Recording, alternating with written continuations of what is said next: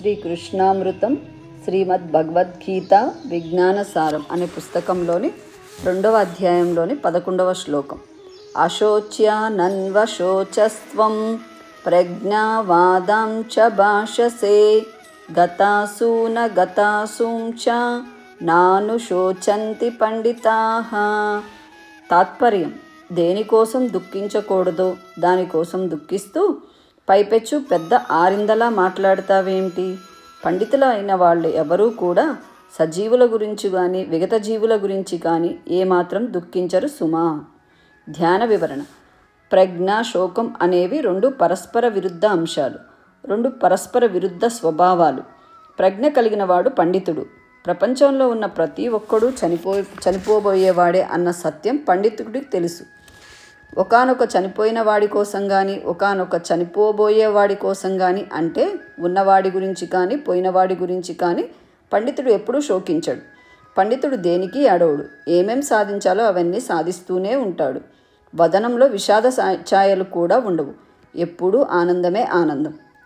అర్జునుడు ఒక పక్కన తన బంధువులు గురువులు యుద్ధంలో చనిపోతారని ఏడుస్తున్నాడు. ఇంకో పక్కన రక్తపాతం ఎందుకు చెయ్యాలి అని భిక్షాటన చేసి బ్రతుకుతాను అని గొప్ప గొప్ప మాటలు మాట్లాడుతున్నాడు. అంటే ఒక పక్కన శుద్ధ పామరులాగా ఏడుస్తున్నాడు, ఇంకో పక్కన పండితుడిలాగా. శ్రీకృష్ణామృతం శ్రీమద్ భగవద్గీత విజ్ఞానసారం అనే పుస్తకంలోని 2వ అధ్యాయంలోని 11వ శ్లోకం. అశోచ్యానన్వశోచస్త్వం ప్రజ్ఞావాదాం చ భాషసే గతాసూన గతాసూం చ నానుశోచంతి పండితాః. తాత్పర్యం: దేనికోసం దుఃఖించకూడదో దానికోసం దుఃఖిస్తూ పైపెచ్చు పెద్ద ఆరిందలా మాట్లాడతావేమిటి?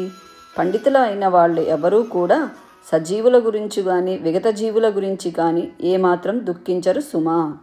ధ్యాన వివరణ: ప్రజ్ఞ, శోకం అనేవి 2 పరస్పర విరుద్ధ అంశాలు, 2 పరస్పర విరుద్ధ స్వభావాలు. ప్రజ్ఞ కలిగిన వాడు పండితుడు. ప్రపంచంలో ఉన్న ప్రతి ఒక్కడూ చనిపోబోయేవాడే అన్న సత్యం పండితుడికి తెలుసు.